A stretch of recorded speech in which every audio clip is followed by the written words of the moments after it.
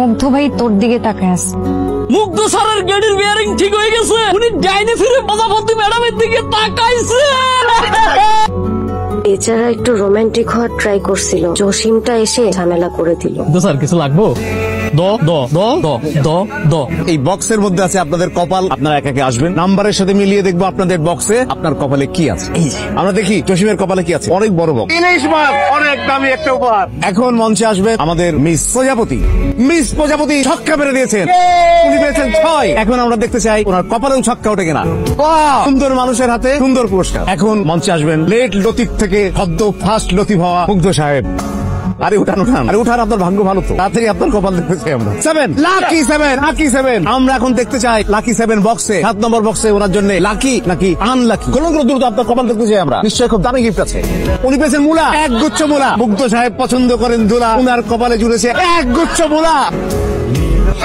চেয়েছিলাম টিপু সুলতানের মতো সাহসী হতে, কিন্তু ব্রিটিশদের আক্রমণে আমার মেন্টাল ডিফেন্স একেবারে ভেঙে চুরে ধূলিসাৎ হয়ে গেছে। এখন রোমিওর মতো রোমান্টিক হয়ে গানে গানে মনের ভাব প্রকাশ করা ছাড়া আমার আর কোনো উপায় থাকলো না।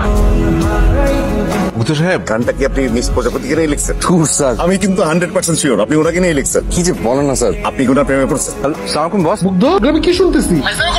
মুগ্ধ সাহেব, আজকের দিনটি আমার লাইফের সব থেকে ভালো দিন হওয়ার কথা ছিল, অথচ হলো উল্টো। মিস্টার মুগ্ধ, আপনি কি আমাকে পছন্দ করেন?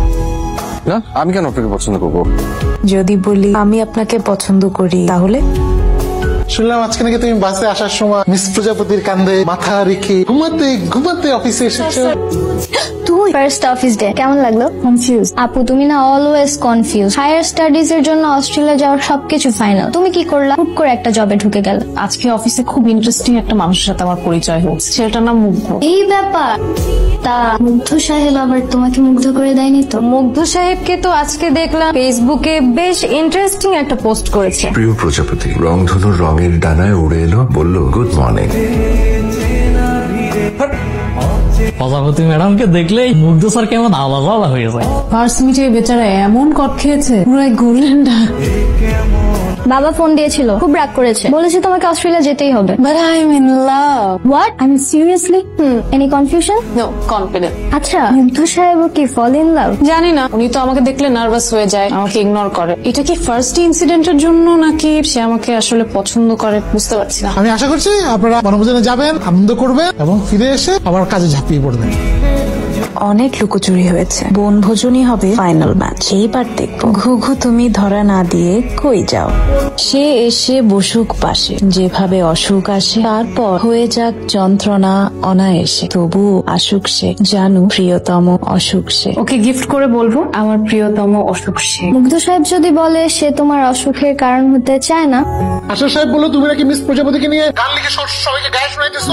না তো বস, আমার সাথে একবার কবিতা একবার গান, এসব কি? বস বিশ্বাস করেন, এটা আমার 5 বছর আগে লেখা। আমাকে আবহাওয়া বুঝাইতে আইসো না, আমার এই ওজনটা হাওয়ায় বাড়ে নাই, এগুলো হচ্ছে অভিজ্ঞতার ওজন। আমাকে আমি প্রথমেই বলছি কোইন্সিডেন্স যেন কোইন্সিডেন্স থাকে, এটা যেন ইনসিডেন্স না হয়, কিন্তু তুমি সেটাকে ইনসিডেন্স বানাইলা, এখন এটা একটা বড় অ্যাক্সিডেন্ট দিকে যাইতেছে এবং সেটা একটা বড় ডিজাস্টার হবে। আপনি আমাকে পছন্দ করলে আমি আপনাকে পছন্দ করবো না, কারণ আপনি আমার শত্রু।